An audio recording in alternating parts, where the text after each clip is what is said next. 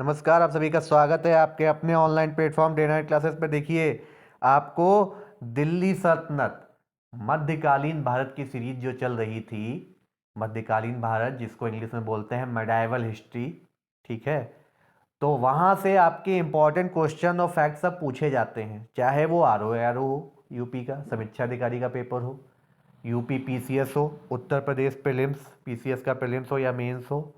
साथ ही साथ आपको यूपी ट्रिपल एससी और आपके एसएससी में भी क्वेश्चंस आते हैं। एसएससी के बारे में एक जानकारी देना चाहूँगा आपको, जॉब की अपडेट भी आपके डे नाइट क्लासेस पे मिला करेंगी। एसएससी एमटीएस की वैकेंसी आ चुकी है, सभी लोग फॉर्म फिल कर दीजिए। एग्ज़ाम आपका अप्रैल तरफ हो जाएगा, इसका टाइम कम है। सीएचएसएल का एग्ज़ाम फब में लगा हुआ है और LICAAO की वैकेंसी आ चुकी है, इसका भी पेपर आपका होना है 17 व 20 फरवरी को इसका एग्ज़ाम है। तो सभी लोग गांठ बांध करके अच्छे से तैयारी करें। आपके चैनल पे 15 दिन का क्रैश कोर्स पूरा चलाया जाएगा LICAAO का, ठीक है। तो आपको कंप्यूटर क्लासेस मिल रही हैं। आइए स्टार्ट करते हैं। देखिए, मेडाइवल हिस्ट्री की अगर बात की जाए तो कासिम के आने से हमने आपको स्टार्ट कराया था। कासिम कासिम के बाद आपका आते हैं गजनवी गौरी, फिर दिल्ली सल्तनत चल रही थी। तो उसी दिल्ली सल्तनत के पार्ट में हम आगे बढ़े थे। हमने गुलाम वंश कवर किया था। गुलाम वंश के बाद आपका खिलजी वंश आता है और खिलजी वंश के बाद मोस्ट इम्पॉर्टेंट, इसने बहुत सारे रिवोल्यूशन के टाइम पीरियड आप देख रहे होंगे 1320 से 1414 तक, यानी अप्रॉक्स 94 ईयर का इन्होंने टेन्योर यहाँ पे अपना किया था। सबसे ज़्यादा इन्होंने ही शासन किया था। जितने भी वंश 8 वंश हुए थे, 8 वंश में से। तो चलिए देखते हैं तुगलक वंश। देखिए तुगलक वंश में क्या है। देखिए तुगलक वंश में जो आपका है गयासुद्दीन मोहम्मद तुगलक, गाजी मलिक। गाजी मलिक इनको उपाधि मिली हुई थी। तो इन्होंने 1320 में तुगलक वंश की क्या की थी, स्थापना की थी। इंपॉर्टेंट है, याद रखिएगा 1320 में। अब क्या है, अ, तुगलक व्यक्तिगत नाम था, ना कि जाति थी। गयासुद्दीन ने अपना जीवन अंगरक्षक सैनिक के रूप में, देखिए अंगरक्षक थे और सुल्तान बनने से पहले पंजाब के वो सूबेदार थे। इंपॉर्टेंट है, पूछा जा सकता है आपसे, कई बार ये क्वेश्चन पूछा भी गया है कि कौन पहले बनने से पहले सूबेदार था। तो सूबेदार तो ये थे। और अगर आपसे पूछा जाए कि सूबेदार कहाँ के थे, तो कहाँ के थे, पंजाब के। कहाँ के थे, पंजाब के। चलिए, इंपॉर्टेंट था इसलिए आपको ये बता दिया गया। तुगलक वंश में तुगलक वंश में कुल 8 शासकों ने 94 वर्ष तक शासन किया, जो दिल्ली सल्तनत में किसी एक वंश द्वारा सर्वाधिक समय तक शासन था। इंपॉर्टेंट है, पूछा जाता है। चलिए आगे बढ़ते हैं। दिल्ली पर शासन करने वाले तुर्क राजवंशों में तुर्क वंश अंतिम था। देखिए अब तुर्क की बात आएगी, तुर्क ये अंतिम थे। नसीरुद्दीन महमूद इस वंश का अंतिम शासक था। वो इंपॉर्टेंट है, पूछा जा सकता है। खुसरो शाह की हत्या के बाद अमीरों के आग्रह पर वह गद्दी पर बैठा, इसलिए गयासुद्दीन को सल्तनत कालीन प्रथम शासक माना जाता है, जो सर्वसम्मति से सुल्तान बना। इंपॉर्टेंट है, पूछा जाएगा। गाजी उपाधि धारण करने वाला गयासुद्दीन सल्तनत का पहला शासक था। इसकी मां पंजाब की जाट हिंदू थी, तो एक तरीके से ये हिंदू भी हुए। गयासुद्दीन ने शासक का प्रथम प्रतीक शाही छत्र खोखर सरदार गुलचंद से प्राप्त किया था। गुलचंद से प्राप्त किया था। अब देखिए, कृषकों के कल्याण का विचार सुल्तान के मन में सर्वोपरि था। इसका कहना था कि देश कर के बोझ से नष्ट हो ना हो जाए और सुधार का मार्ग अवरुद्ध ना हो जाए। देखिए, किसानों के राहत के लिए उसने अलाउद्दीन के भूमि मापन मसाहत तथा प्रति बिस्वा उपज के नियम को रद्द करके उसके स्थान पर उपज में साझे यानी हुक्म हासिल नियम लागू किया था। इंपॉर्टेंट है, आपसे पूछा जा सकता है कि किसने बिस्वा के नियम को रद्द करते हुए उपजे हासिल का नियम लागू किया, तो वो आपके तुगलक ही थे।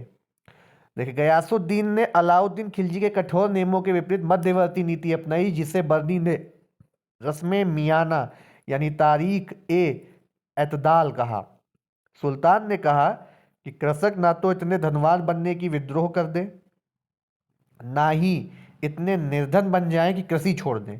सुल्तान ने आदेश दिया था, क्या आदेश था भाई, आइए देखते हैं। देखिए, सुल्तान ने जो आदेश दिया था कि भूमि कर में किसी एक वर्ष में वृद्धि 1/10 या 1/11 की जाए। उसने सैनिक यानी पंजिका हलिया और घोड़ों को चिन्हित यानी दाग करने के नियम को कठोरता से लागू किया था, जो खिलजी स्टार्ट करके गए थे। गयासुद्दीन ने स्वयं सैनिकों के वेतन यानी रजिस्टर, वसीलियत, हसम के जांच का कार्य शुरू किया। गयासुद्दीन तुगलक के समय में ही पहली बार दक्षिण के राज्यों को दिल्ली सल्तनत में मिलाया गया। इंपॉर्टेंट है, पूछा जा सकता है। देखिए, दक्षिण तक पहुंचा, इन्वेजन किया था खिलजी ने, लेकिन मिलाया कब गया था? गयासुद्दीन तुगलक के टाइम। दिल्ली सल्तनत में मिलाया जाने वाला दक्षिण का पहला राज्य वारंगल था। इंपॉर्टेंट है, तेलंगाना के पास है, तेलंगाना के पहले पड़ता है ये। इंपॉर्टेंट है, आपसे पूछा जा सकता है। 1323 में मध्य को उलूग खां ने दिल्ली सल्तनत में मिला दिया था। राजमुंद्री में मिले 1324 ईस्वी के एक प्रशस्ति पत्र में जाजनगर उड़ीसा विजय का वर्णन है। अब देखिए, इसी में उलूग खां को जो है विश्व का खान कहा गया है। इंपॉर्टेंट है, उलूग खां का नाम ही रहा आपका, इंपॉर्टेंट है ये। गयासुद्दीन के दक्षिण अभियान के तत्काल बाद शेर मुगल नेतृत्व के में मंगोलों ने दिल्ली पर आक्रमण करना चाहा, लेकिन पराजित हुए थे। गयासुद्दीन ने 1324 में बंगाल पर आक्रमण किया था। नसरुद्दीन की लखनौती का शासक बना। गयासुद्दीन का यह अंतिम सैन्य अभ्यास था। बंगाल के सफल सैन्य अभियान के बाद गयासुद्दीन तुगलक तुगलकाबाद बंगाल अभियान के समय बसाया गया था की ओर चला गया। बंगाल के सफल से अभियान के बाद अफगानपुर में उसका स्वागत किया गया। यह लकड़ी का भवन गिरने से 1325 में इनकी मृत्यु हो गई थी। इंपॉर्टेंट है, पूछा जा सकता है किसकी मृत्यु लकड़ी के भवन के गिरने से हुई थी। अब इस सल्तनत के बहुत इंपॉर्टेंट राजा आ रहे हैं। मोहम्मद बिन तुगलक इनको बोला जाता था। 1325 से 1351, करीबन 26 वर्षों तक इनका शासन रहा था। गयासुद्दीन तुगलक की मृत्यु के बाद उलूग खां यानी जौना खां मोहम्मद तुगलक के नाम से स्पष्ट और निर्विरोध शासक बना। इनका नाम जौना खां था। उसने अपना नाम अब्दुल जाहिद भी घोषित किया था। उसके बाद ये जो इनको कई कई शॉर्ट में एमबीटी भी लिखा जाता है, यानी मोहम्मद बिन तुगलक। इनका राज्यारोहण दिसंबर 1324 में, उसका राज्याभिषेक 46 दिन बाद 1325 में दौलता खाने में हुआ था। इनके शासनकाल के दो प्रमुख महत्वपूर्ण स्रोत जो हैं, तारीख फिरोज शाही जो बजनी ने लिखी, रेहला इब्ने बतूता ने लिखी है, ये इब्ने बतूता। अब देखिए इनके बारे में क्या फेमस है, आइए देखते हैं इन्होंने और क्या क्या काम किए थे। देखिए इनके बारे में दो, ये इनके जो उस टाइम के महत्वपूर्ण काल के जो है फेमस थे ये थे। और इन्होंने इब्ने बतूता के बारे में यहाँ पे बात कर लेते हैं। इब्न बतूता जो थे, इब्न बतूता ये मोरक्को के निवासी थे। मोरक्को के निवासी थे। 1333 में इनके दरबार में आए थे। 1333 दरबार में आए मोहम्मद बिन तुगलक के। ठीक है, अब क्या था इनके बारे में और आपको बताते। दिल्ली सल्तनत में शासकों में सर्वाधिक विस्तृत साम्राज्य मोहम्मद बिन तुगलक का था। 23 प्रांत थे इनके टाइम पे, 23 प्रांत। और इन्होंने क्या किया था, और इनका जो आपका इम्पोर्टेंट था, उत्तर भारत और दक्षिण एक सांस्कृतिक एकता इन्होंने काफ़ी वो करके रखी थी। और आपके जो हैं निजामुद्दीन औलिया से इनके भी जो है काफ़ी अच्छे वो नहीं थे। अच्छा, इनके बारे में बहुत फेमस जो है, ये पहला सुल्तान थे, प्रथम सुल्तान थे ये, सुल्तान थे जो गंगा जल का जो है पान किया था। पूछा जा सकता है, गंगा जल का पान किया कौन थे? मोहम्मद बिन तुगलक। और वह होली मनाई, होली मनाई, होली मनाई किसने? मोहम्मद बिन तुगलक ने।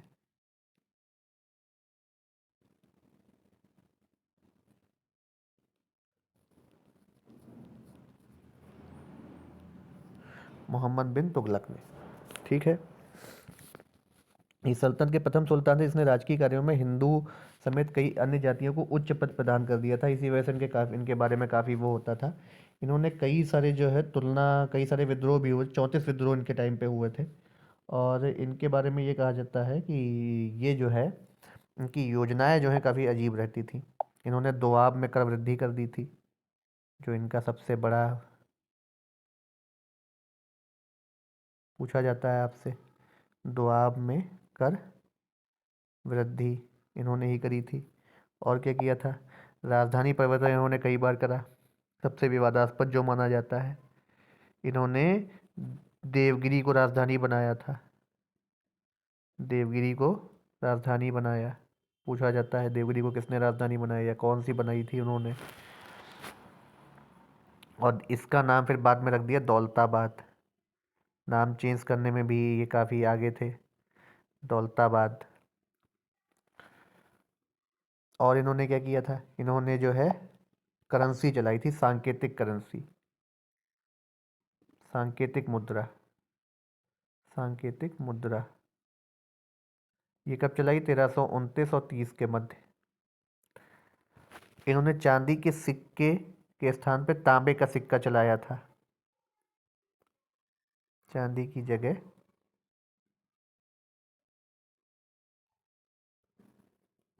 तांबे का सिक्का चलाया इन्होंने। तांबे का सिक्का इन्होंने चलाया था। प्रतीक मुद्रा इन्होंने जारी करी थी। ठीक है, ये इन्होंने प्रतीक मुद्रा जारी करी थी। और उस पे प्रतीक भी इन्होंने अंकित कराए थे, कई सारे चिन्ह उन्होंने अंकित कराए थे। अब दोआब में जो कर वृद्धि थी उन्होंने 1325-27 के बीच करी थी। इससे जो है 20 गुना कर दिया था इसको, और वृद्धि 3-4 गुना इसके हो गई थी।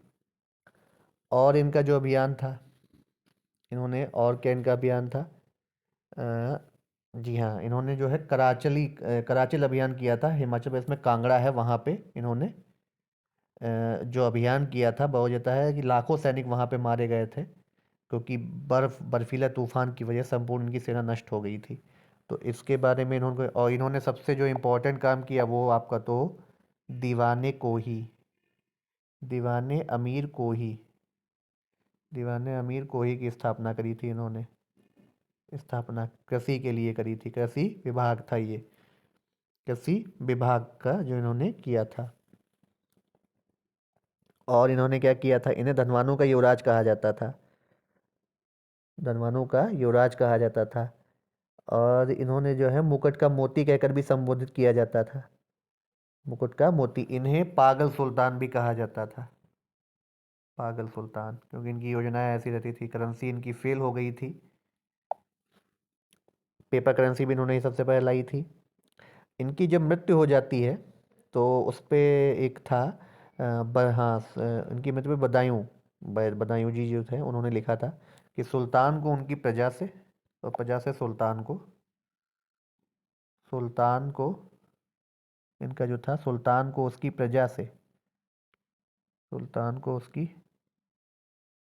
प्रजा से, वह प्रजा को सुल्तान से मुक्ति मिल गई, प्रजा को सुल्तान से मुक्ति मिल गई। इंपॉर्टेंट है, आपसे पूछा जाता है। किसने लिखा था? बदायूं ने लिखा था ये किसने लिखा था? बदायूं जी ने।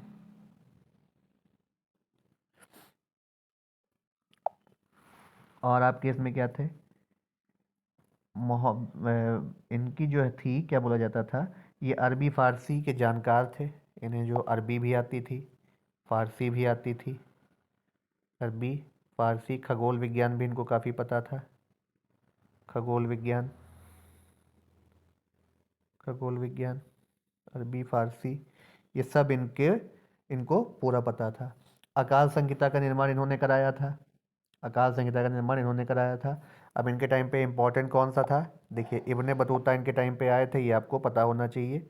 इब्न बतूता, इस पे सॉन्ग भी था।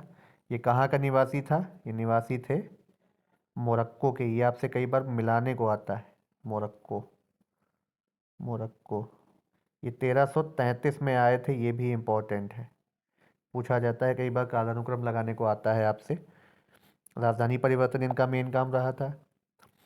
इन्होंने दीवाने अमीर कोही की स्थापना की थी, जो कृषक सुधारों में से एक माना जाता है। हस में बहिलासात जो एक रजिस्टर होता था, वो इन्होंने तैयार कराया था हिसाब रखने के लिए। सूबे की जो आय और व्यय होता है, सबसे पहले तो काम इन्होंने कई सारे करे थे, लेकिन कुछ काम इनके जो है वो हो गए थे, जिसकी वजह से जो है इन्हें ये बताया गया। इन्होंने कागज़ के जो है सिक्के, चांद भी चलाए थे, और उससे पहले हाँ, चांद जो है आपके अब कागज़ के से जो आपकी पेपर करेंसी की बात आती तो इन्होंने ही चलाया था पेपर करेंसी, ये भी आप जान लीजिए, पेपर मुद्रा। तो आपको अगले में इन्हीं के आगे का जो है तुगलक वंश का पूरा मिलेगा। तब तक के लिए आपको वीडियो को लाइक करना है, चैनल को सब्सक्राइब करना। तब तक के लिए धन्यवाद।